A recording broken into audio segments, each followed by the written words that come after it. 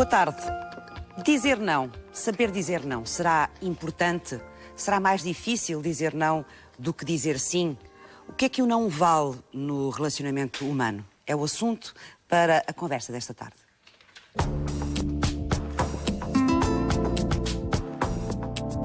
É como o polo negativo e positivo de uma bateria. A vida é feita de escolhas e de diferentes variáveis opcionais.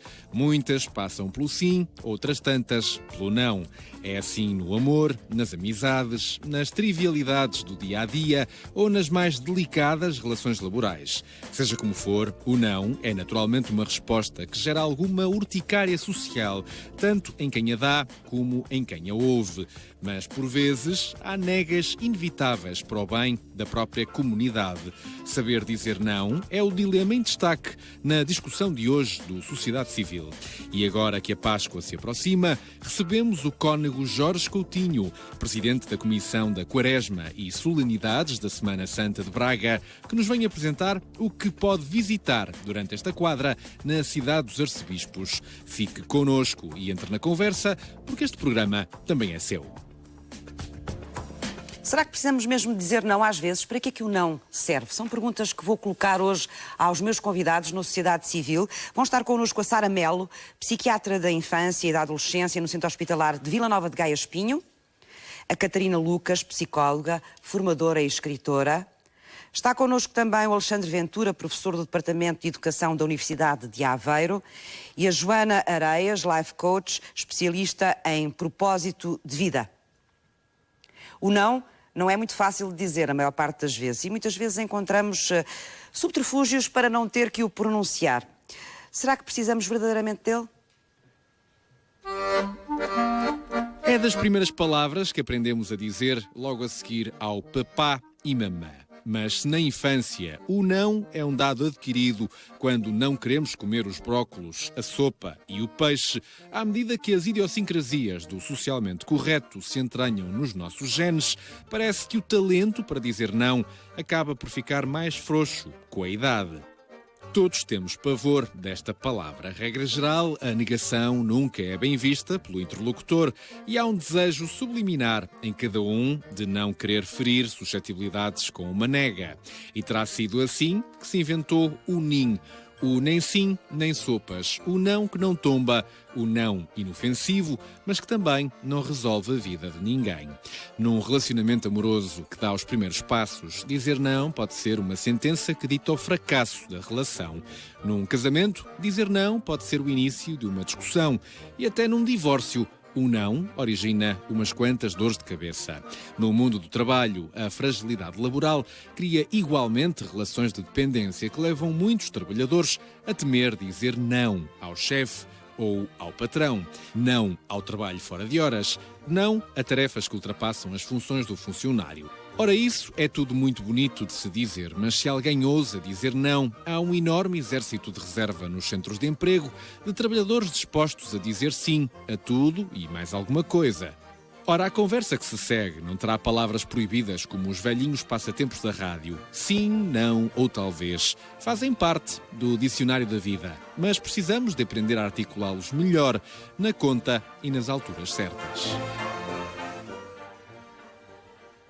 Saber dizer não. Será que é importante? É a primeira questão que vamos lançar aqui hoje no Sociedade Civil. Muito boa tarde e obrigada aos meus convidados. Sara Melo, vou começar por si. É importante sabermos dizer não? É importantíssimo. Não sabemos todos dizer não? O não é inato e, como se dizia agora na peça de abertura, é das primeiras palavras que os bebés aprendem a dizer. Às vezes até é a primeira mesmo.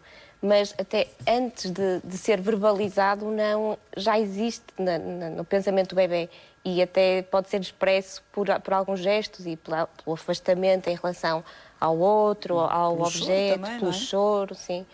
Portanto, o não é inato. Todos nós sabemos dizer não e temos que dizer não. Ainda antes de falarmos. Ainda antes de falarmos.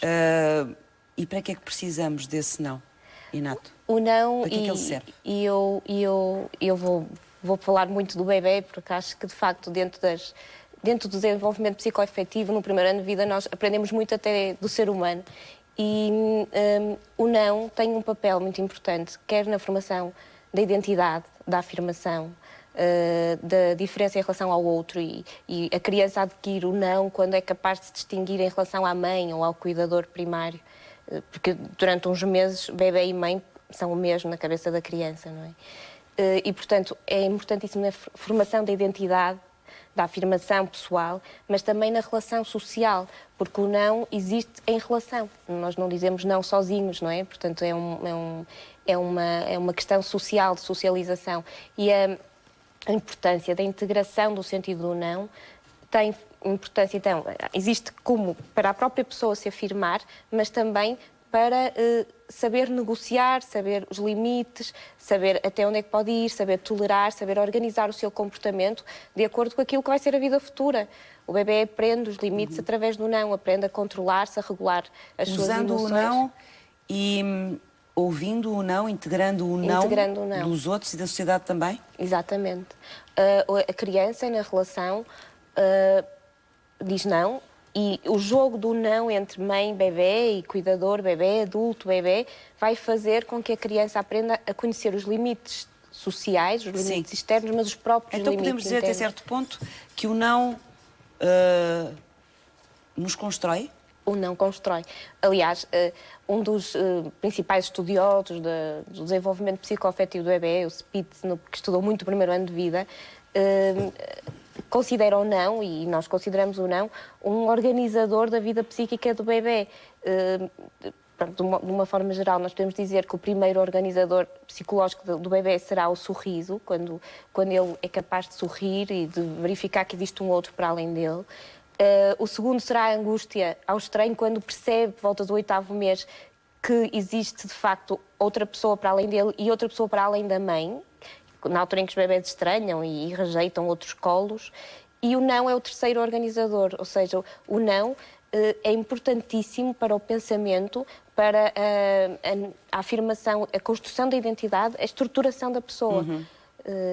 Sara Melo, bem-vinda. O não é importante só... peço desculpa. Catarina Lucas. Obrigada. A Sara já estava a falar. Bem-vinda. Obrigada. O não é importante só na altura em que estamos a crescer, que estamos a descobrir-nos e que estamos a aprender, se bem que aprendemos a vida toda, como é óbvio, não é só quando somos crianças, mas aprendemos com autenticidade quando somos pequeninos. Ou é importante sempre? Assim, o não é importante ao longo da nossa vida toda, não é? Obviamente.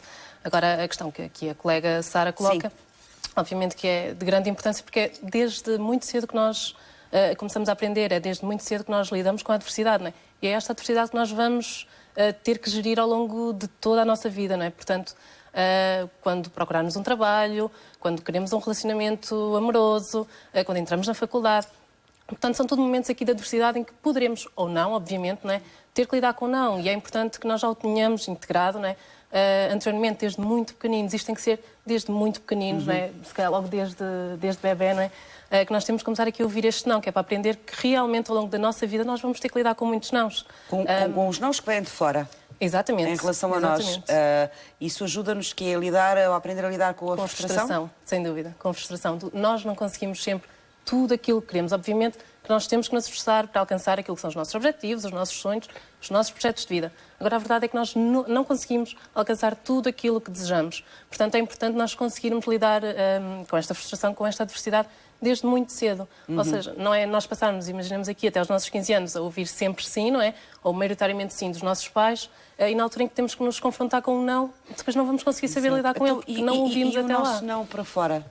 O não que nós dizemos também, obviamente que também... Até que ponto é que ela é importante também? É igualmente importante, não é? Isto porque quando nós dizemos não, estamos a afirmar-nos, não é? Estamos a demonstrar a nossa opinião, a mostrar o nosso ponto de vista, não é? Defender-nos muitas vezes daquilo que não queremos fazer. É uma forma de nos protegermos também? De certa forma é uma forma de nos protegermos, claro que sim.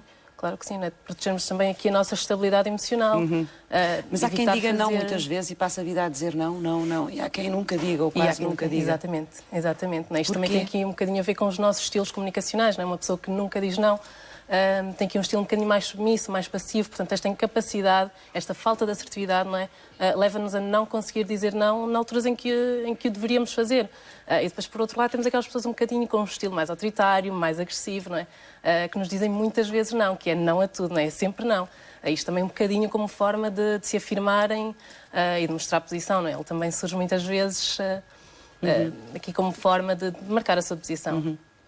Alexandre Dura, bem-vindo. No contexto escolar, no contexto, por exemplo, da sala de aula, no relacionamento entre crianças, jovens, professores, qual é o papel, ou qual deve ser, ou pode ser o papel do não?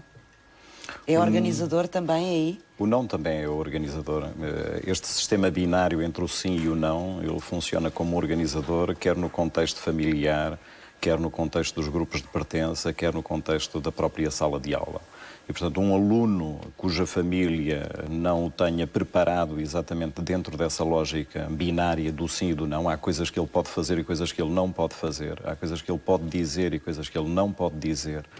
E se não tiver a capacidade, a família, de desenvolver na criança essa lógica binária e essa competência para configurar o seu discurso em função do seu interlocutor, é natural que depois, em espaço de sala de aula, isso dê origem a confusões, dê origem a conflitos, ou dê origem a alguma inadequação. Na sala de aula também temos, em princípio, 15, 20, 30 crianças. Sim. Que provavelmente vêm com esses conceitos de casa, mas depois os limites são diferentes e, portanto, esse conceito binário delas também pode ser mais largo ou menos largo. E gerir isso. Exatamente. Não é? Dentro da sala dela, mesmo que ele venha de casa, deve ser complicado.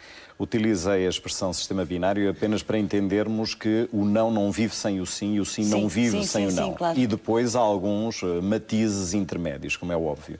Mas, naturalmente, não há nenhuma família que tenha propriamente um padrão igual ao das outras famílias. E não há nenhum professor que também tenha um padrão standardizado relativamente àquilo que tolera e àquilo que não tolera, ao que considera desejável ou ao que considera indesejável. E o grande problema é quando colocamos em conjunto 20, 25 crianças que têm no meio familiar padrões distintos relativamente às margens de tolerância dos seus comportamentos e dos seus discursos, isso muitas das vezes dá origem à confusão.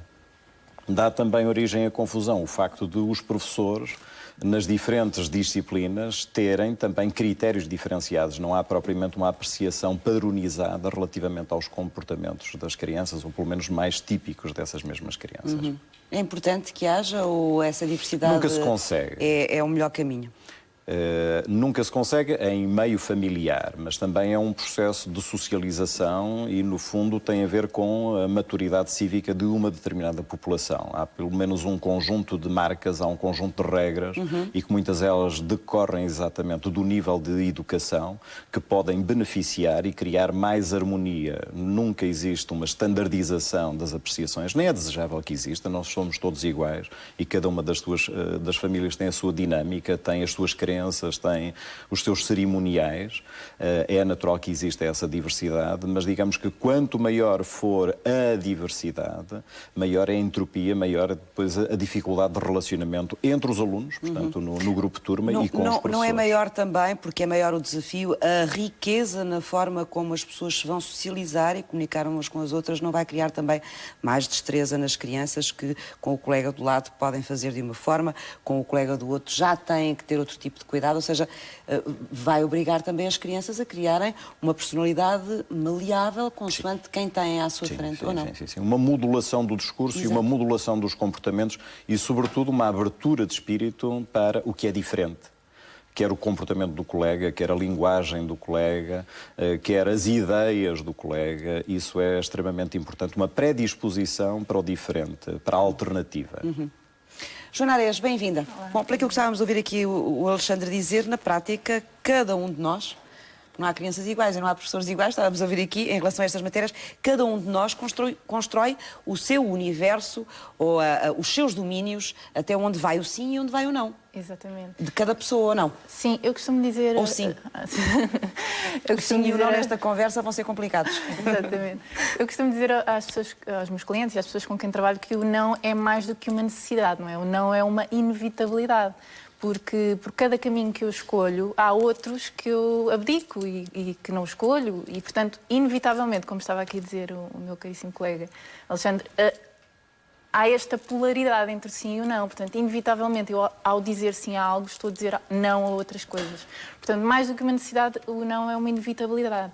A questão aqui, se calhar, não é tanto se deve dizer não ou não, ou se diz não ou se diz sim, mas se calhar mais até a que é que se diz não e a que é que se diz sim, a quem é que se diz não e a quem é que se diz sim. E o que acontece com a maioria das pessoas é que temos mais facilidade em dizer não a nós próprios do que se calhar a terceiros, do que se calhar a expectativas de terceiros. Se calhar dizemos mais depressa a nós próprios, é verdade, não? sim, sim. Porque muitas vezes temos dificuldade em romper com algumas estruturas que criámos na nossa vida e que a sociedade criou para nós e que as expectativas que nós tínhamos para a nossa vida levaram a criar. E, portanto, de repente, o romper com essa estrutura implica dizer um não a essa estrutura, implica começar de novo, implica tomar decisões diferentes, tomar decisões às vezes um pouco controversas para nós próprios, para as pessoas que nos rodeiam. Então, às vezes, evitamos esse conflito e, ao evitar esse conflito, estamos a dizer não à nossa essência, porque, eventualmente, essa mudança seria necessária, seria algo que nós procurávamos e desejávamos. Mas o romper quer dizer que com renunciamos a nós próprios muitas vezes. Exatamente, sim. Por isso é que eu tento explicar às pessoas com quem eu tenho a oportunidade de trabalhar que o não acontece sempre. A questão é a quem é que vai dizer não. Se a si próprio, se ao seu desenvolvimento, se há a mudança que precisa na sua vida, ou se ao exterior, se há aquilo que achou que a sua vida devia ser ou já devia ter sido, todo um conjunto de expectativas que nós criamos. Portanto, sem dúvida que eu concordo com este aspecto das polaridades relativamente a estas questões. E o que é que acontece na nossa cabeça quando por dentro queremos dizer sim e dizemos não? Ou ao contrário, quando por dentro, intimamente, queremos dizer não e dizemos sim? Quer dizer, é curioso, porque as crianças, sobretudo em tenra idade, dizem mais depressa não aos outros do que a si próprias, não é? Eu acho que elas têm até uma fase em que dizem não a tudo. Qualquer coisa sim, não. Sim, existe essa fase e é uma fase necessária. É um treino, um exercício, talvez. Exatamente. Acho que às vezes nem ouvem o que se diz. Essa fase é a fase necessária para integrar o não, precisamente, não é? É a fase em que as crianças impõem o seu limite para perceber o limite dos outros e para, ao afirmarem o seu não, estão à espera do não. No fundo é o que o senso comum fala de testar o limite, não é? De ver até onde é que os pais conseguem ir. Então é a fase em que as crianças procuram exatamente o não. Fala de medir o poder deles também, poder, junto o limite dos outros, neste caso dos pais. E isso é importantíssimo para quê? Exatamente para conseguirem desenvolver estratégias e mecanismos de tolerar a frustração. Se calhar o que acontece depois, a Joana poderá falar disso um bocadinho mais tarde, é que a criança que aprende a tolerar a frustração, isto eu acho que também depende um bocadinho dos temperamentos e das personalidades, não é? Haverá pessoas que poderão ter mais facilidade em frustrar-se e outras menos no futuro, não é? E se calhar as pessoas que mais depressa dirão não aos outros, não é? Serão pessoas com mais dificuldade na frustração, na sua própria frustração. Mas a criança tem dificuldade em frustrar-se e, portanto, diz menos vezes não. Todos. Assim, exatamente. Uns mais do que outros, não é? Quem lida melhor ou pior com a frustração, não é? Mas a minha questão era, e a Catarina talvez me possa ajudar, porque é que muitas vezes sentimos interiormente que o que nós queremos, seja o que for, em que circunstância for, é não, e nós dizemos exatamente o contrário, e outras vezes interiormente é assim, e nós dizemos exatamente o contrário. Passa um bocadinho, não é, pela expectativa do outro e pela nossa necessidade, não é? A tentativa de corresponder à expectativa que os outros nos colocaram, não é? Que os outros colocaram. Obviamente que isto nos condiciona emocionalmente e o nosso equilíbrio emocional, não é? Porque interiormente nós queremos dizer sim, ou quereríamos dizer não, mas esta nossa falta de confiança, insegurança, baixa autoestima, seja o que for, ou então simplesmente esta necessidade de corresponder à expectativa do outro leva-nos a dizer sim ou a dizer não, quando efetivamente o que queríamos dizer era ao contrário, mas nós não sabemos o que é que isto vai causar na outra pessoa, qual é a reação que está do outro lado, não é? Portanto, acabamos por cair aqui, muitas vezes, neste erro, não é? De ir ao encontro daquilo que a outra pessoa quer ouvir, mas que nem sempre é aquilo que nós queremos dizer. E, obviamente, que isto cria aqui em nós, assim, um misto, não é, de sentimentos. Por um lado, correspondemos à expectativa do outro, mas, portanto, não era nada disto que eu queria dizer, não é? Portanto, eu fico aqui um bocadinho angustiada, não é? Mas isso faz parte também do nosso relacionamento. Isso faz parte também. Agora, quando isto chega... Isto é para tudo há uma linha que separa, não é? Portanto, quando nós passamos... Há um equilíbrio, não é? Exatamente. Que é preciso Determinada barreira torna-se aqui um bocadinho exagerado e, obviamente, que se nós passamos o tempo a concordar com outra pessoa, a nossa autoafirmação fica aqui um bocadinho comprometida, não é? Muito bem. Eu vou agora ali ao nosso público de hoje, desta tarde, do Sociedade Civil, perceber também como é que o não e o sim funcionam na vida deles e até que ponto é que eles já pensaram também sobre estas questões. Olá, boa tarde, bem-vinda. Como é que se chama? Anitta. Anitta. Que idade tem, posso saber? 27. 27. Diz muitas vezes não na sua vida, não diz, diz mais vezes sim. Tenho muita dificuldade em dizer que não aos outros. Isso é uma realidade. Mas sempre teve desde pequenina ou tem mais essa noção sim, agora? Sim. Tenho mais noção disso agora, sim. Principalmente quando me pedem alguma coisa, tenho muita dificuldade em dizer que não. Tem? E consegue perceber porquê que isso acontece? Eu acho que é um bocadinho da minha personalidade. Ou tem receio que haja, da parte dos outros, de quem lhe pede alguma coisa, ou de quem está à espera desse sim, a pessoa ligue isso com o gostar ou não gostar, por exemplo. Ou seja, a nossa necessidade de nos sentirmos gostados pelos outros, não é? Exato, também pode ser isso, não é? A expectativa que eles têm de nós e se calhar depois vamos um bocadinho de encontro à expectativa deles. Exato. Então, e diz sim muitas vezes contrariada, é? Algumas. Algumas. Há necessidades é que não. Também sei dizer que não, é certo. Mas também digo que sim muitas vezes, querendo dizer que não. É? E depois como é que gera essa frustração? Não é fácil, mas vamos aprendendo a lidar um bocadinho com isso. Muito obrigada. Olá, bem-vindo. Como é que se chama? Manuel Gonçalves. É importante dizer não, Manuel, para si? Tem alturas que sim, depende das situações. Eu, como esta menina dizia, em jovem dizia muitas vezes que sim e às vezes arrependia-me, hoje em dia não. Por uma questão de segurança. Sente-se mais seguro hoje, mais maduro, sim, talvez. Sim.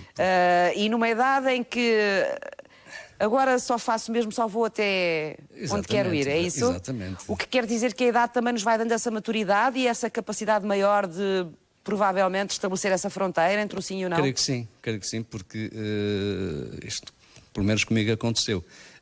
Se fosse a dizer a tudo sim como antigamente fazia... E porquê que acha que quando era jovem dizia muitas vezes sim?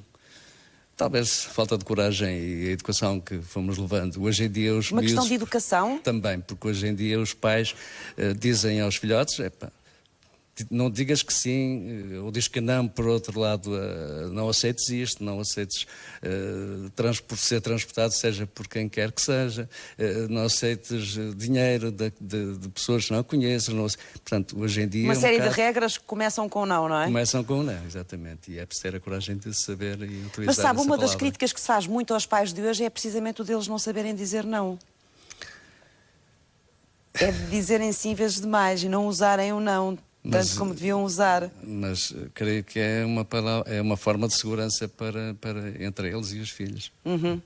Dizer não a qualquer situação. No seu caso, quando era jovem, acha que dizia mais vezes sim, porquê? Para ser aceite no grupo? Para criar o seu grupo de amigos? Fazer parte, digamos assim? Também isso. O dizer sim a tudo que depois envolvia-me em determinadas tarefas ou demasiadas tarefas e que cheguei à conclusão que não pode ser. Portanto, começou a dosear melhor os seus sims e os seus nãos. Boa tarde, bem-vinda. Como se chama? Carolina. Carolina. Já tinha pensado alguma vez nesta questão do não? Se é importante saber dizer não, se não é importante, o que é que o não faz nas nossas vidas, para que é que ele serve? Eu acho que é importante na educação dos filhos. Agora a minha filha já é crescida, tenho netos. Disse-lhe não muitas vezes gosto mais. à sua filha? Sim. Disse? Muitas vezes não, claro. O que é que ele levava assim a dizer um não categórico? É quando me pedia alguma coisa e eu não queria dar ou não podia, dizia não. Não é? E era sobretudo nessas questões mais de consumo, de consumo que dizia não? Claro. O resto ela portava-se bem, não era preciso? Nunca estava dentro das normas que tinha estabelecido? Nunca tive problemas, ela compreendia perfeitamente. E dizia sempre não ou muitas vezes rodeava ou não e tentava explicar porque é que não podia ser? Explicava porque não podia dizer sim e dizia não. E ela compreendia.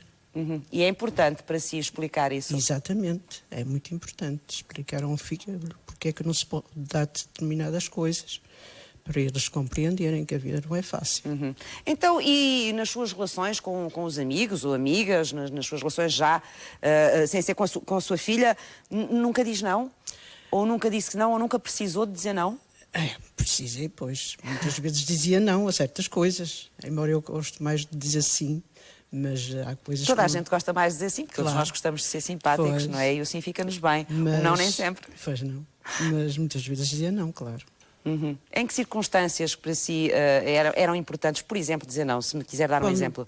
Pediam alguma coisa que eu não podia fazer, ou que não queria, eu dizia não. Muito obrigada. Como se chama? Natália. Natália, bem-vinda.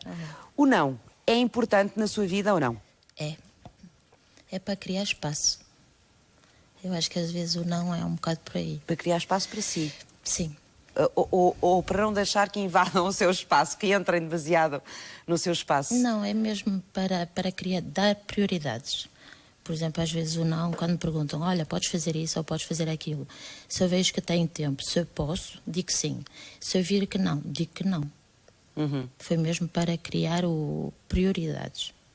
E, portanto, para poder organizar-se também, não é? Também, em grande parte. Mas acha que as solicitações são muitas, demasiadas, aquelas que nós recebemos de fora, a maior parte das vezes, e o não aí é importante para fazer essa triagem? Eu acho que sim, porque recebemos sempre os pedidos por parte da família, por parte da profissão. É uma forma de gerenciar um bocadinho também. O saber dizer não, por exemplo, a um trabalho. Imaginamos uma situação laboral em que nos pedem qualquer coisa e sabemos que temos uma situação familiar. Digo que não, porque estou a dar prioridade, por exemplo, à família.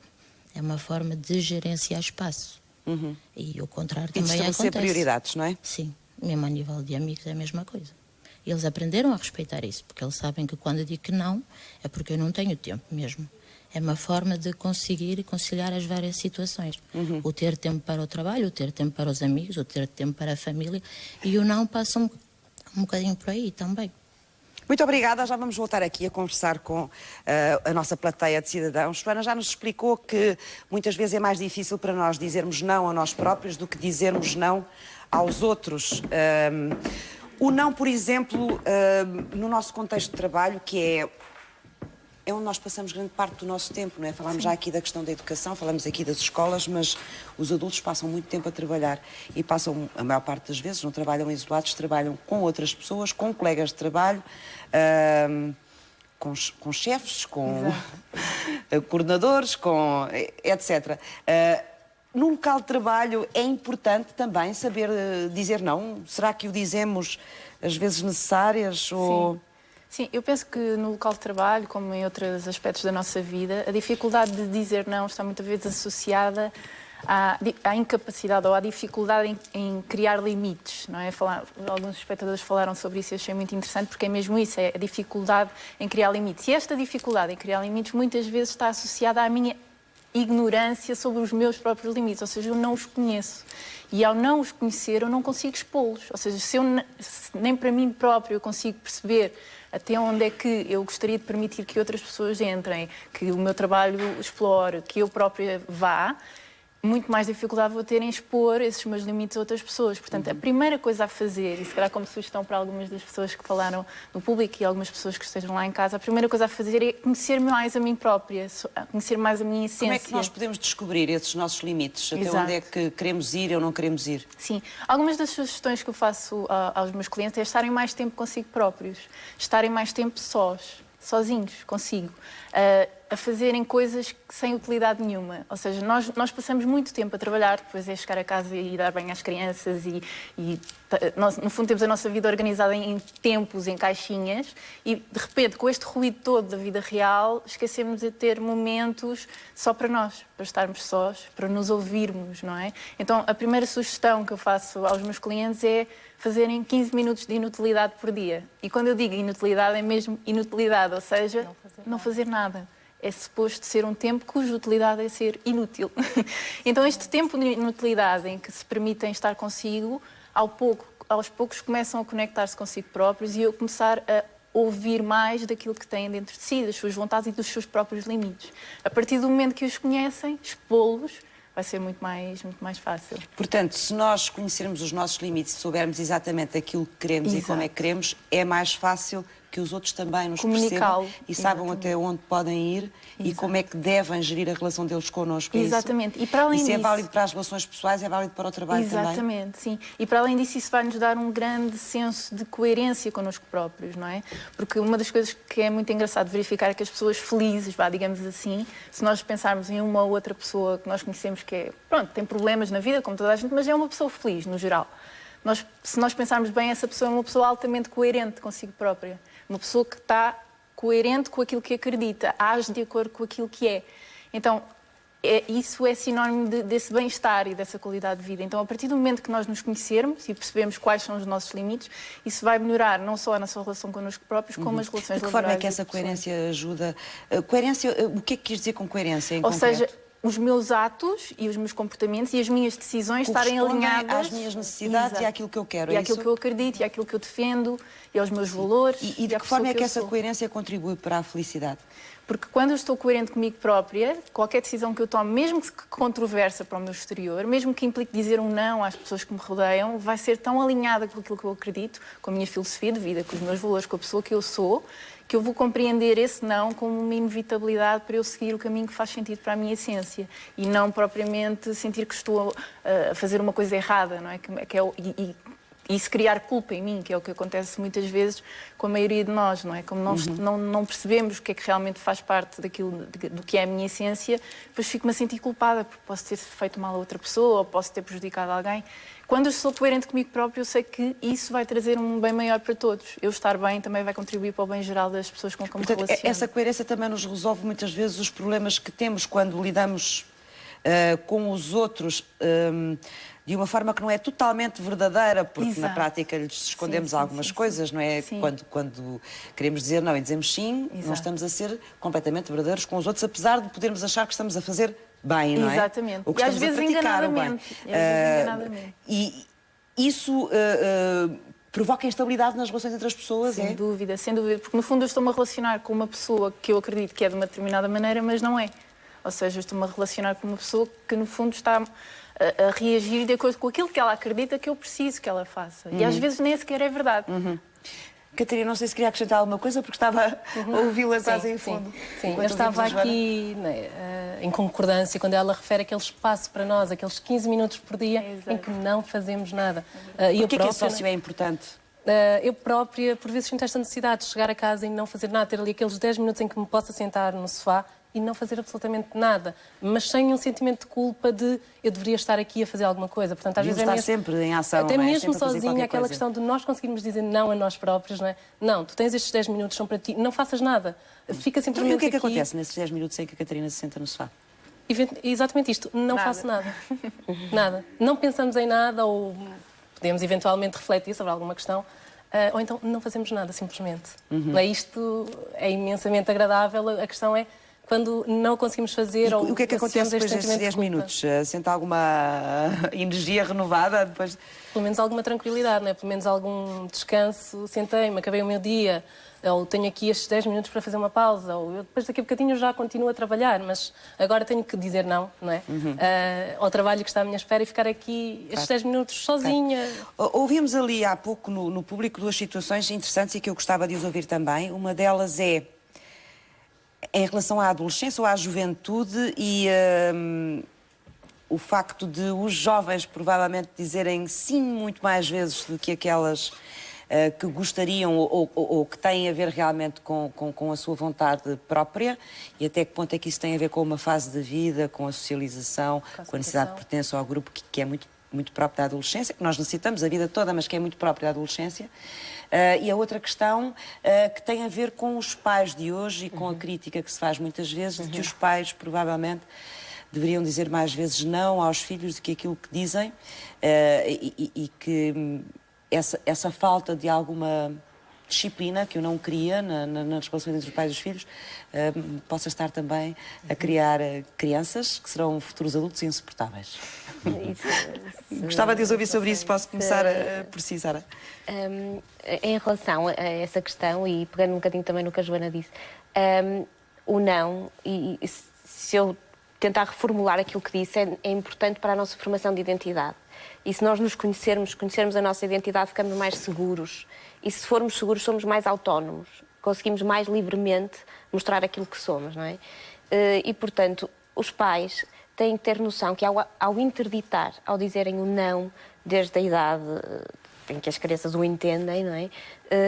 Estão a permitir que a criança evolua neste processo, que faça a sua própria afirmação, a construção da identidade, que se conheça, que conheça os próprios limites, que seja uma criança segura e mais tarde autónoma. E, portanto, ao longo da vida, isto vai-se notar nas relações pessoais a todos os níveis, não é? E se os pais tiverem noção que o não é importante e que vai contribuir para a felicidade futura e para o sucesso, provavelmente dirão o não com mais facilidade. E o que é que fez os pais, estas gerações de pais, retrocederem em relação a essa... Eu acho que isto é uma questão social. Muitos dos pais de hoje foram educados precisamente nesse Ao sistema. contrário, provavelmente. Provavelmente até com não usa mais, não usa mais, provavelmente, é isso. Eu acho que isto é uma questão social e o que se verifica muito hoje, se calhar tem a ver com o que se passou há uns anos atrás e é uma questão cultural também, como falávamos há pouco, com a nossa sociedade, com o nosso país, com o contexto todo do país, não é? E os pais atuais, se calhar os pais de uma geração atrás, talvez, foram pais que tiveram poucos sims, digamos assim, não é? Porque isto, lá está, é preciso um equilíbrio. E depois houve uma geração posterior em que houve poucos nãos e, portanto, foram pais que os pais que tiveram poucos sims, digamos assim, não quiseram reproduzir o mesmo com os seus próprios filhos, terão dito poucos nãos, a necessidade de agradar, de dar aquilo que não tive, de permitir o acesso às coisas que eu não tive. Falei de uma questão importante, o dar aquilo que não tive. Até que ponto é que a sociedade de consumo também influenciou nessa mudança entre gerações? É muito importante. A sociedade de consumo, a sociedade de competição, a sociedade que estimula a comparação com o que eu tenho, tu não tens, e isso é uma questão que nos chega muitas vezes, mesmo em consulta, como é que eu vou dizer que não ao meu filho se todos os outros levam as consolas para os tablets para a escola, não é? E portanto... lá está, mais uma vez, a necessidade de se conhecerem, de saberem que são diferentes, que têm necessidades diferentes, que nós podemos ser diferentes, o desenvolvimento da tolerância pela diferença, não é? E o reconhecimento que é importante nós termos a nossa identidade, nós não precisamos ser todos iguais, não é? Mas a sociedade em que nós vivemos dificulta isso muito, até porque os pais cada vez têm menos tempo, e tempo para si próprios e tempo aos filhos, não é? E tempo de qualidade. O tempo passado com os filhos é muito funcional, de dar banho, a vestir, a despachar, e, portanto, é preciso termos tempo para brincar. E o resto é compensado com coisas. Exatamente. E, portanto, é mais fácil... de ouvir também sobre estas questões. Sobre estas questões, antes de mais, trouxe-me à memória um pedopsiquiatra francês, o Daniel Marcelli, que escreve sobre as questões da autoridade e da obediência. E ele distingue basicamente duas fases, não é? Penso que é isso que está aqui fundamentalmente em causa. Uma fase que ele designa por excesso de autoritarismo, a fase das gerações até há cerca de 50 anos, não é? Em que as pessoas, em virtude de uma educação muito austera, muito rígida, ficaram marcadas muitas delas por índices elevados de frustração. Mas que tinham um contexto social também. Criou um contexto social, foi necessária, foi instrumental, foi eventualmente excessiva em termos do modelo pedagógico e do modelo de educação familiar. E depois caiu-se num outro excesso, que é aquilo que ele designa pelo excesso de autorização, e que desencadeia as chamadas maleitas ou doenças da assertividade. Quer dizer, muitos dos pais que passaram por esse excesso de não, agora abusam do sim e permitem tudo e têm tendência a um liberalismo na sua atuação e na formação que fazem dos filhos, que cria estes excessos e que muitas das vezes leva a que as crianças cheguem à escola e pensem que a escola está configurada e que os outros estão prontos para satisfazer todas as suas necessidades e os seus caprichos. Mas perverte também no sentido de deixar à criança a responsabilidade de decidir sobre muitas coisas que não devia ser ela a ter esse peso e esse cargo, não é? Isso, sobretudo na relação. Na relação, a criança muitas das vezes constrói uma imagem de si própria e dos outros em que parece que os outros estão preparados, ou deveriam estar preparados, para a servir e para satisfazer todas as suas necessidades, os seus gostos, os seus interesses, porque, na verdade, foi assim que elas foram educadas e os pais procuraram sempre desenvolver ao máximo o seu potencial, não é? Satisfazer todas as suas necessidades e não castrar essa idiosincrasia e essa especificidade da personalidade dos filhos, como, muitas das vezes, os avós fizeram com os pais.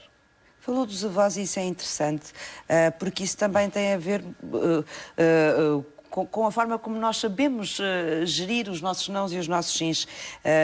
Geralmente os avós são muito mais permissivos do que são os pais em relação à educação da criança, apesar disso que me estava a dizer. E, portanto, os pais dizem muito mais vezes não, também por causa dessa relação funcional que têm que ter com os filhos no dia-a-dia, e os avós dizem muito mais vezes sim, já não têm aquela preocupação de serem eles que têm que os educar, digamos assim, e, portanto, estão disponíveis para dar afeto. E as crianças sabem muito bem funcionar nos dois ambientes, e isto também tem a ver com o tal binómio de que me estava a falar, não é? Aliás, como sabem também, funcionar de maneira diferente ainda na escola, se for preciso, no ambiente escolar. Sempre percebendo onde é que estão os limites em cada um dos espaços em que se movem. E jogando com esses limites, obviamente, a seu belo prazer e para a sua conveniência. Isso é uma abordagem inteligente de satisfação das suas necessidades e dos seus interesses. Quer dizer que os nossos códigos de leitura também, em relação ao sim ou não, são muito importantes. E perceber como é que esses códigos variam consoante os ambientes e os sítios onde estamos? Sem dúvida. Não há propriamente standardização. Qualquer indivíduo inteligente e com algum grau de socialização percebe que tem de modular o seu discurso e o seu comportamento em função do local e dos seus interlocutores, não é? E vai gerindo isso tendencialmente para a satisfação dos seus interesses. Há pouco o senhor que integra aqui assim, o nosso público fez uma referência muito importante que tem exatamente a ver com uma questão que está ligada também ao papel dos avós, que é esta maturidade e a capacidade para dizer não. Eu estabeleço claramente uma ligação entre o índice de maturidade da pessoa e a sua capacidade para dizer não. A pessoa, quanto maior é a maturidade, mais não os diz. Eu quando era jovem, dizia muito mais vezes sim, e às vezes sem ter vontade de o fazer, e depois, à medida que foi amadurecendo, aprendeu foi a gerir o seu espaço também, não é? Aprendeu a gerir e aprendeu a defender melhor o seu self, a sua satisfação. O que quer dizer que esta questão do não e do sim, que a gente começa a aprender no primeiro ano de vida, como dizia a Sara, vamos aprendendo a vida toda, parece. Não deixamos de o aprender, não é? Sim, claro. Portanto, estamos sempre a ajustar o nosso espaço em relação aos outros e em relação à sociedade, de uma forma geral. Um caráter adaptativo, não só ao longo da vida, como também nos vários espaços onde nós nos movimentamos. Não sei se ia acrescentar alguma coisa, Catarina. Voltando só aqui um bocadinho atrás, ainda esta questão do não, na relação com os pais e aquele corte, né, que os colegas tiveram a referir em relação à educação que existia há uns anos atrás. Eu acho que os nossos pais, mas é esta a percepção que eu tenho, os nossos pais atuais, por vezes esquecem-se que eles são a figura da autoridade. Em último caso, quando a negociação com a criança não resulta, eles são a figura da autoridade. Eles podem efetivamente dizer não, porque têm essa autoridade, têm legitimidade para tal.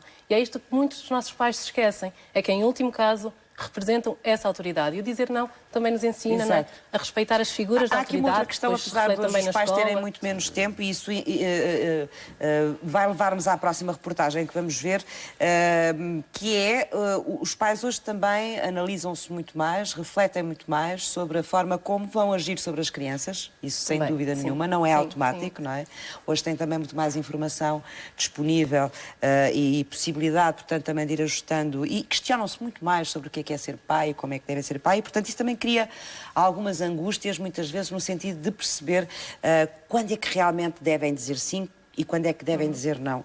Quando é que o não é pedagógico e quando é que o E quando é que devem relevar? Quando é que talvez deve passar? Isso é um desafio todos os dias para os pais, é um desafio também para os educadores em tenras idades. E o Sociedade Civil foi visitar um infantário em Rio Tinto, precisamente para perceber como é que este desafio de saber quando é que se diz não, quando é que o não é pedagógico para as crianças, se pratica diariamente. Está na hora da ginástica. É a altura de exercitar as pernas e os braços. Não é a altura para fazer outras coisas. Boa! Pezinho! Vai, Joel! Antes de o dizer, uma criança está constantemente a ouvir o não.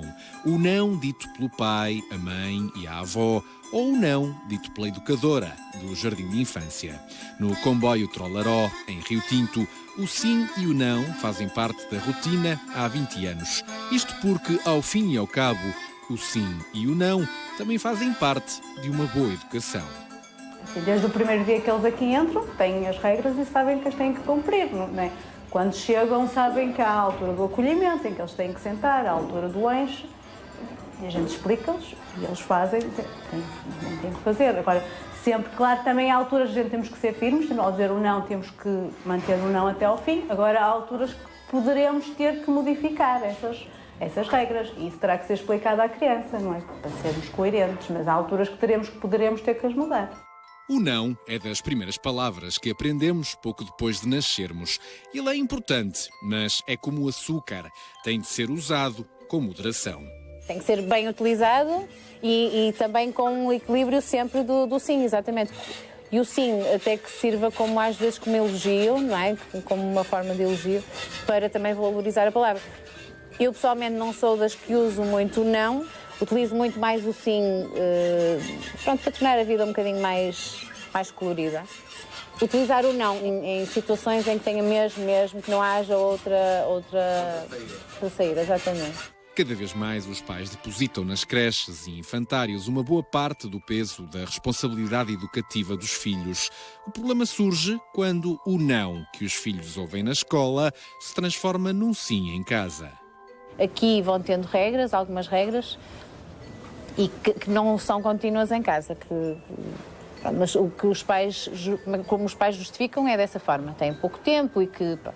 Eu pessoalmente já começo a achar que é um bocadinho, não é? Vamos deixando andar, amanhã é que vai ser, amanhã eu vou impor a regra, amanhã vou dizer não, amanhã, depois da amanhã, e o tempo vai passando e eles vão crescendo, não é? Têm pouco tempo e também estão pouco tempo com as crianças e querem-lhes dar o melhor que podem, não é? E acabam por facilitar e dizer sim a muita coisa que se calhar não deveriam fazer. Eu acho que a base da educação é ensinar-lhes que existe o não e que não devem fazer. Eles no futuro não vão ter sim a tudo, não é? Vão acabar por ser adultos frustrados porque estão habituados a ter sim a tudo e vão chegar à altura de adultos e vai haver muitos nãos. Dizer não tem que perder tempo para explicar porque é que é não e o que não entende e tem que se voltar a explicar. Pronto, o sim é uma palavra muito mais fácil. Que dá mais trabalho que dizer um sim. Mas tem que ser. Tem que ser. Porque no futuro, senão, eles sofrem muito mais. Acabam de sofrer muito mais. Na realidade, há nãos que é preciso ouvir. O não ponhas o dedo na ficha. O não comas guloseimas a mais. Ou o não corras perto da ribanceira. Tudo isto são pequenos nãos que evitam feridas, problemas de saúde e trambolhões. Mas o não é em si mesmo uma vacina para a vida.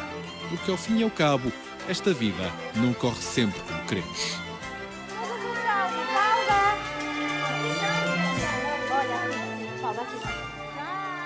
Nãos muito importantes, como ouvimos aqui, em idades mais tenras, aprender com o não e com o sim é importante, como vimos aqui no trabalho que é feito diariamente neste infantário.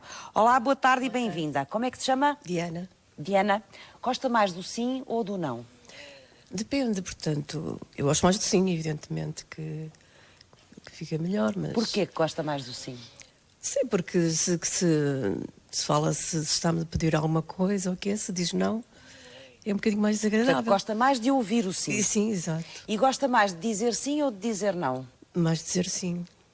É o que eu tenho feito. Mais e isso quer dizer que muitas vezes, como gosta mais de dizer sim, diz sim, querendo dizer não? Exatamente, já tem acontecido. E mas como é que vive com isso, com essa habilidade? Sim. Como é que eu... Acho que, pronto, só naquele momento que eu fico a pensar, mas para que é que eu disse sim? mas depois... E recrimina-se por isso? Exato, às vezes já tem acontecido. Mas depois de dizer sim, cumpre aquilo que disse? Tem que ser, pois. É? E porquê é que acha que faz isso? Porque, não sei, acho que é melhor que se as pessoas vêm pedir alguma coisa, estão à espera que eu diga sim e não. Não diga ou não. Por isso é que, geralmente... Mas o seu problema é encarar a pessoa, é? Não, por isso... O que ela pode pensar sim, às de vezes, si, ou o que é que ela pode sentir sim, exatamente. se disser não. Dizer não. Ela achar que a Diana é muito antipática exatamente, e não é nada isso. amiga. Isso. Exato, é isso que eu não quero que... Portanto, é uma forma de provar o seu interesse pela outra pessoa. É isso. Amizade ou interesse na altura. E acha que a pessoa, se a Diana fosse sincera com ela, não gostaria de si, é isso? Ou podia não gostar? Não sei, eu acho que se a pessoa está a contar comigo, naquele momento, eu não queria ser desagradável. Exato. Não queria. E nunca sentiu também que há pessoas que abusam? Sim, há as pessoas que sabem que eu raramente digo não, muito raramente. E em relação a essas, como é que reage? Eu disse, deixa para lá. Diz sim na mesma? Exatamente. Boa tarde. Como é que se chama, posso saber? José Augusto. José Augusto. Gosta mais do sim ou do não? Eu gosto mais de sim, embora fui muito prejudicado por dizer muitas vezes sim. E porquê que diz tantas vezes sim? Estamos a falar de vezes em que diz sim, querendo dizer não, não é? Com certeza, com certeza. Se o tempo voltasse para trás, muitas vezes dizia não àquelas que já disse sim. É? Bom, mas isso é sabendo o que sabe hoje. Isso é batota, porque isso toda a gente faria, provavelmente faria alguns acertos, não é? Aperfeiçoava algumas coisas. Mas consegue perceber porquê que disse tantas vezes sim, querendo dizer não? 4 anos. Acho que dizia mais vezes o sim, querendo dizer não, por uma necessidade de aceitação. Agora, pondero mais... da sua adolescência, jovem... com os colegas... Exato. Se era para ir a algum lado, às vezes até nem queria ir para aquele sítio, mas ia porque depois ficava a pensar se da próxima vez me iam convidar, coisas desse género. Agora não, agora pondero mais e por mais que me custe, às vezes tem que sair o não, principalmente com o meu filho. É. E custa-lhe muito? Custa-me e também passei por uma fase de adaptação, porque as primeiras vezes que comecei a dizer o não, aquele não redondo, obtive como resposta: és má, não gosto de ti. E isso dói. Dói bastante. Levou isso a sério? Levei, as primeiras vezes levei, até fiquei mesmo muito magoada. E manteve o não ou tornou-se boazinha? Não, mantive. Para que ele gostasse de si? Mantive porque, para além de mais, sou professora e comparo muito os dois mundos, e se faço determinadas críticas aos pais dos meus alunos, eu também tenho que ponderar determinadas situações em casa. Exato. E que críticas são essas que faz aos pais dos seus alunos? Eles chegam lá com poucas balizas, com poucas regras? É sim. Eu não gosto muito de ouvir dizer que agora os pais têm menos tempo para os filhos. Pode ser uma realidade, mas eu acho que por menos tempo que tenham, se for tempo passado com qualidade, eu acho que conseguem transmitir aquilo que é necessário. Agora, se o pouco tempo que têm, então está o filho a ver televisão e está o pai lá sentado no computador, aí não temos mesmo hipótese. As críticas que eu faço aos pais é a nível de educação, porque eu acho que... Exatamente. Lá está, é a crítica que eu faço. Acho que às vezes com determinados alunos em determinadas situações, acho que são muito mimados, e eu também mimo o meu filho e é complicado saber gerir. Mas acho que em determinadas situações... Mimados no sentido de não terem limites, egoístas, com os colegas, muito egocentristas e às vezes, mesmo em relação a nós educadores, um bocadinho ali no limite da falta de respeito. Estamos quase a fechar aqui a nossa conversa, que eu tenho que ir para aquele lado, mas fiquei curiosa. E aos pais das crianças, também diz não, ou algumas vezes, ou não? Temos que dizer...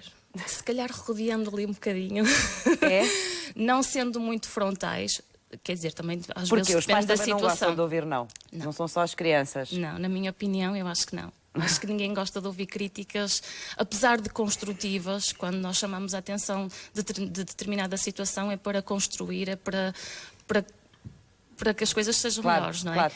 Mas ninguém gosta muito desse tipo de críticas, eu acho. Muito obrigada. Obrigada a todos pelas vossas opiniões e por partilharem também connosco um bocadinho da vossa experiência de vida em relação à questão que trazemos hoje aqui à sociedade civil. Quando é que devemos dizer não? Porquê que o não é importante de ser dito? Sara, não sei se ouviu aqui algumas das opiniões, nomeadamente desta última pessoa que falou em relação à forma como tenta dosear o não e as estratégias excelentes que as crianças têm, não é? Para nos tentar destruir na primeira esquina, na primeira oportunidade. Mas que são engraçadas, porque de facto, se calhar é por isso que nós depois também não dizemos tantas vezes não, porque nos devolve a sensação que não gostas de mim, é uma sensação desagradável. Mas eu acho que o não é fundamental, é muito importante, mas também é muito importante dizer-se aqui uma coisa. É importantíssimo que os pais digam não, mas que também saibam ouvir o não dos filhos e que dê um espaço aos filhos para também ter, de alguma forma, um exercício da sua identidade, ou seja, da sua vontade.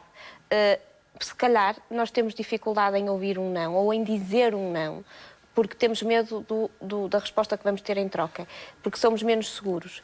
E se as crianças tiverem espaço para dar a sua opinião, com certeza também ficarão mais seguros, com uma autoestima mais tranquila e poderão mais tarde dizer melhor o não também. O que é que eu quero dizer? Acho que o não é muito importante, mas tem que ser doseado, de facto, e tem que ser dito de forma clara. Mas a grande angústia, às vezes, a grande dificuldade é essa, não é? É, exatamente, claro. E o que eu costumo dizer aos pais, muitas vezes, é que é preciso ser-se consistente, de facto, e saber o que é que em minha casa é uma regra que não pode ser transgredida. Porque as regras mudam muito de casa para casa e nós vemos famílias que são capazes de comer todos com um tabuleiro no sofá, noutras famílias a regra é que temos de estar todos à mesa e não nos cabe a nós julgar isso, são regras da família, mas cabe sim ser consistente de acordo com as regras que nós estipulamos. E, portanto, a primeira coisa é a mãe e o pai devem estar em sintonia e definir no sistema parental quais são as regras importantes cá em casa, o que é que nós não podemos permitir que seja transgredido. E isso ser esclarecido junto da criança de uma forma muito objetiva, muito simples e tranquila. É uma regra, é para cumprir. E há outras coisas que fazem parte mais num exercício da criança de testar limites e que poderão muitas vezes até ser ignoradas. E, aliás, isso é uma coisa muito importante. Se nós dermos atenção em demasia a alguns comportamentos negativos, eles vão ser reforçados. Vão ganhar força, vão ser repetidos. E, portanto, nós conseguimos ignorar muitas vezes algumas coisas que não são assim tão relevantes para pôr, de facto, o peso, a maior importância nas regras e nos nãos que nós queremos claramente ver cumpridos. Mas depois vai haver uma altura em que os pais também vão ter que se preparar para começar a ouvir o não dos filhos, e não categórico já, não é? E muitas vezes os pais também não estão preparados para essa fase. E também lhes apetece dizer não gosto de ti, és mau. Sim, volta. É verdade. Que era uma boa altura, não era? Para os pais se vingarem com essa frase. Mas há uma altura em que o não dos jovens, adultos, não é? Ou adolescentes, é mesmo não. E esse não é para aceitar, não é para aceitar. O comportamento não pode ser o mesmo, de certeza. Não, depende, daquilo que me estava a falar em relação às crianças mais pequenas. Depende. E se isto for construído de uma forma consistente, não é? Haverá uma altura quando a criança crescer e for adolescente, em que naturalmente os limites estão criados. Exato. Portanto, o ambiente familiar será mais tranquilo e em que os pais também vão percebendo, vão tendo segurança para perceber que aquele não daquele jovem corresponde a um não de alguém que é responsável, que sabe cumprir os limites e, portanto, com mais facilidade poderão aceitar o não e deixar exercer o adolescente a sua autonomia. Claro que isto não podemos ter a mesma perspectiva quando são nãos que põem em risco a vida do adolescente, ou que se referem a comportamentos de risco. Aí tem que haver uma interdição muito clara e lá está, um exercício de autoridade. Falámos aqui muito já das crianças, falámos no contexto da escola, falámos no trabalho dos adultos, não falámos aqui de uma questão que eu acho que também é importante falar, Catarina, e a pedir a sua ajuda para isso, que é no relacionamento entre as pessoas, o relacionamento amoroso adulto. Até que ponto o não também aí muitas vezes é importante e até que ponto é que o facto de muitas vezes as pessoas não saberem dizer não acaba por pôr as pessoas em conflito ou por diluir as relações ou até por criar outras situações mais complicadas, como é o caso da violência, não é?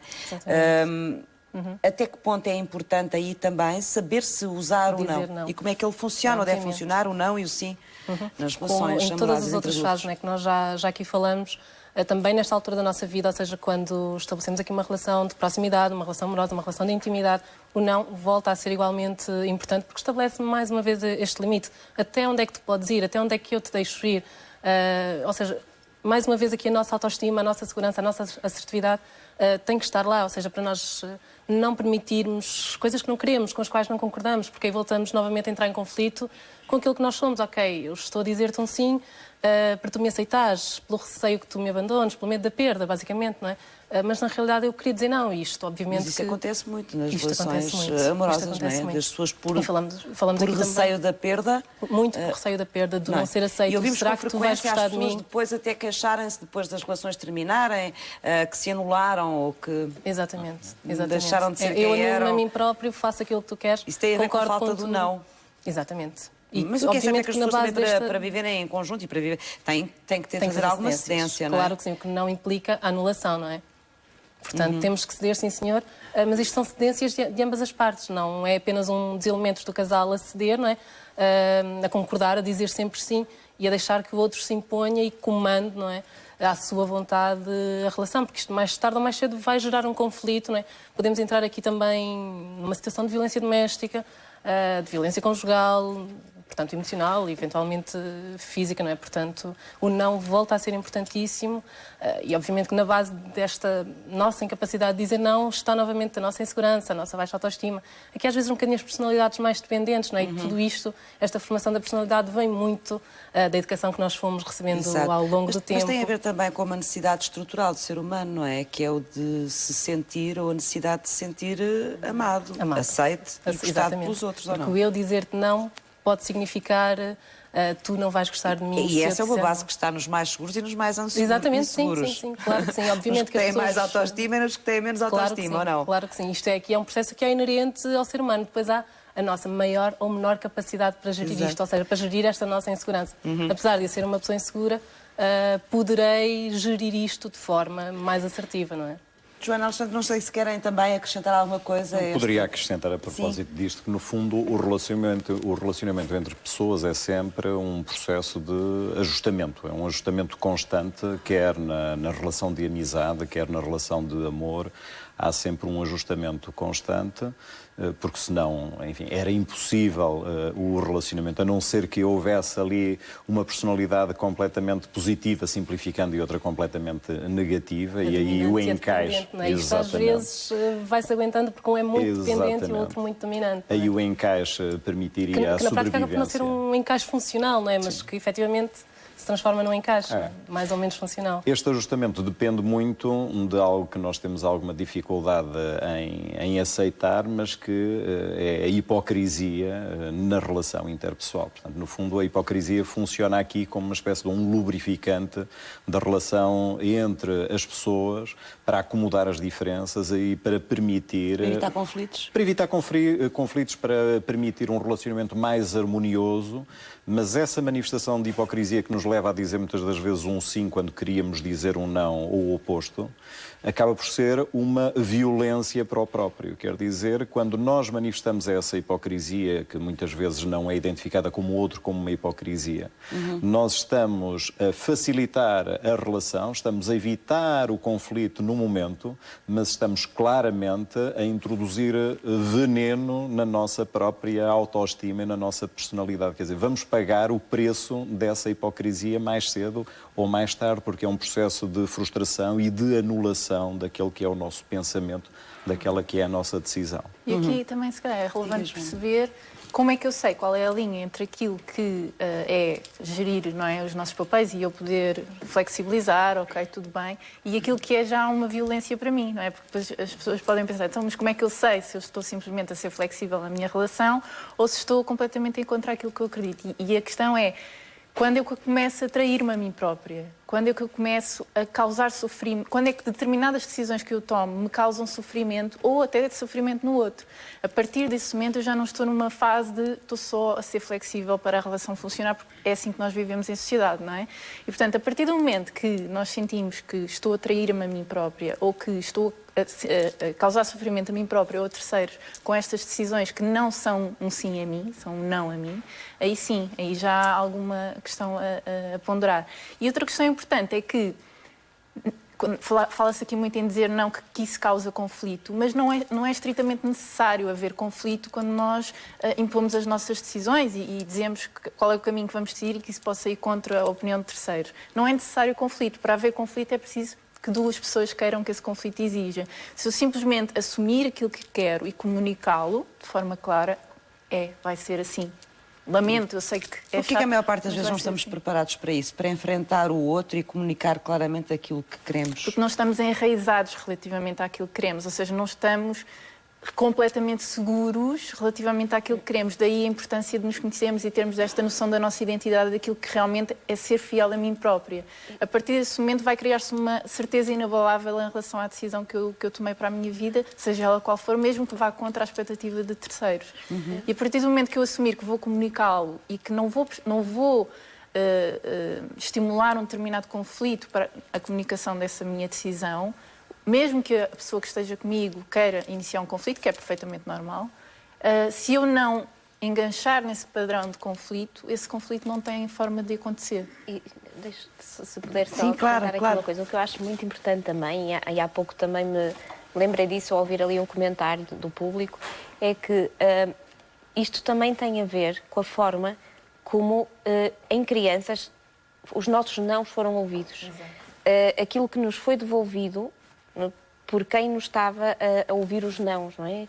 Ou seja, é por isso que eu há pouco dizia, é importante haver espaço também para a criança poder afirmar-se, mesmo que isso implique os pais ouvirem alguns nãos, para poderem ter segurança em dizer o não. Efetivamente, o não tem sempre que ser mal aceite, não é? E, portanto, se a criança conseguir afirmar-se, ter algum poder ter opções, por exemplo.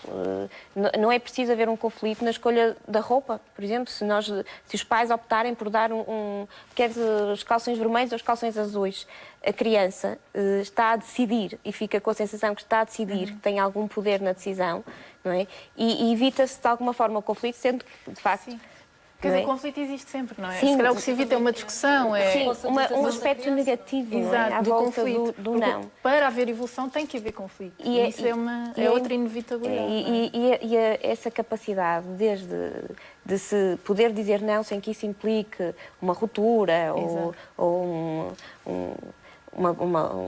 nem que isso seja um reforço negativo, vai devolver à criança a possibilidade de dizer não ao longo da vida, de uma forma tranquila, clara, objetiva. Isso acho que é muito importante, porque a maior parte das vezes os pais, e tal como a Eduarda dizia, leem muitas coisas, sabem que têm que dizer não, e depois acabam por dizer o não de forma...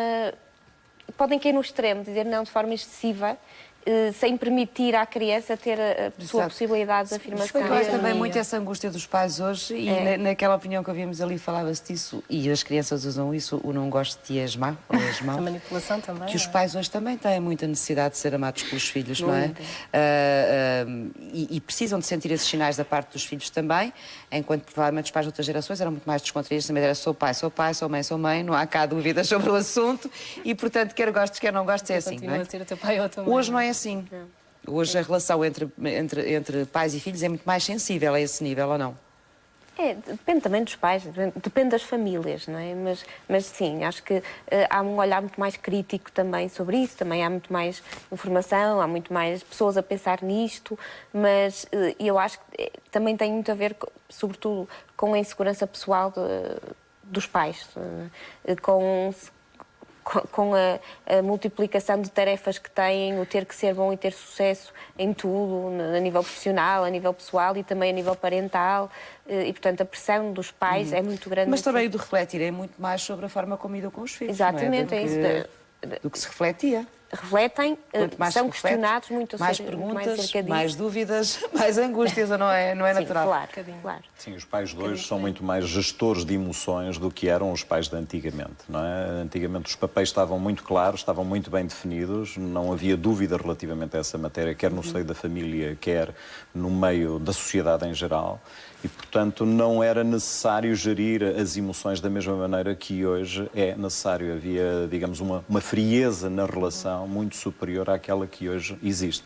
Mas, claro, isso tem sempre vantagens e inconvenientes. Também constitui um desafio muito maior para os pais hoje realizar de forma harmoniosa essa gestão das emoções. A Joana faz life coach. Como é que ensina as pessoas que recorrem a si e lhe pedem ajuda a dizerem não? Então, a primeira coisa... Quando quando essa é a necessidade delas. Exato.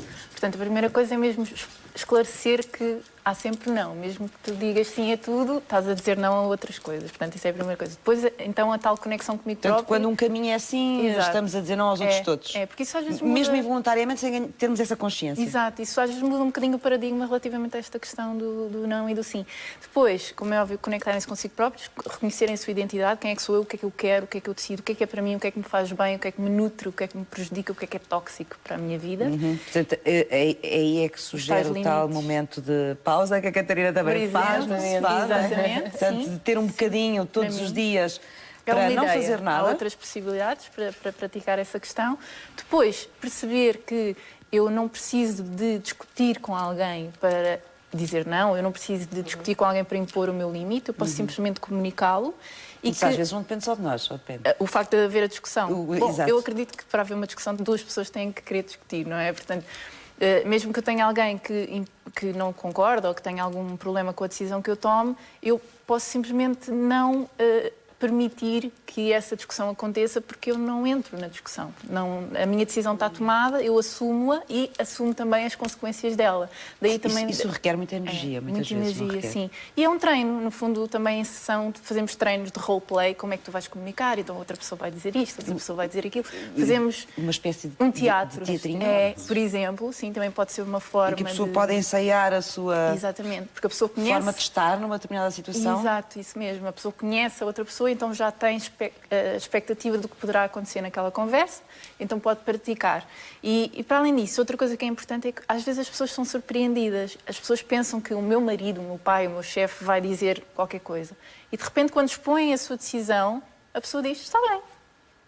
E às vezes ficam um pouco surpreendidas. O que quer dizer que nós próprios muitas vezes construímos já uma reação à nossa própria ação. Exatamente, assim, que nem sempre antes dela acontecer. Exato, que nem sempre corresponde à verdade. Ou seja, nem sempre a pessoa que nós estamos preocupados em transmitir a nossa decisão vai estar contra. Principalmente se sentir que nós estamos realmente conectados com essa decisão e que isso faz sentido para a nossa vida e para a nossa filosofia. Às vezes somos surpreendidos. Então a proposta é desafiarmos um pouco e comunicarmos de forma mais consciente as decisões que tomamos. Catarina, no seu caso, como é que o faz? Quando sente que as pessoas precisam de aprender a dizer não mais vezes? Nós em psicologia trabalhamos muito também através do roleplay, obviamente. Trabalhamos aqui o treino de assertividade, fazemos efetivamente em consulta treino de assertividade. O que é isso, treino de assertividade? É exatamente saber dizer não, ou seja, expressar a nossa opinião. Não tem que ser necessariamente saber dizer não, mas expressar a nossa opinião, saber o que podemos fazer, como é que podemos fazer, saber que temos direito a opinar, não é? Portanto, é um bocadinho este trabalho que é feito, depois também, eventualmente, o treino de autoestima, não é? Que normalmente também está aqui subjacente a esta nossa incapacidade, muitas vezes, para dizer não. E todas estas coisas vão sendo trabalhadas, não é?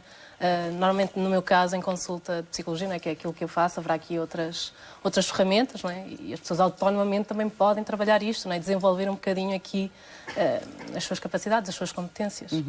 Muito obrigada aos quatro por terem vindo esta tarde à Sociedade Civil. Obrigada. É um sim para todos, estiveram todos muito bem. Muito obrigada por terem vindo. Bom, e agora vamos inaugurar uma nova rubrica no Sociedade Civil, que vai estar connosco ao longo das próximas segundas-feiras. Chama-se Isto é Comigo, e o que ela nos vai trazer é informação sobre uma base de dados que existe em Portugal e que nos vai mostrando aquilo que é o Portugal contemporâneo hoje em números. Vamos dedicar esta primeira rubrica, o Isto é Comigo, ao consumo intermédio. O que é isto, o consumo intermédio?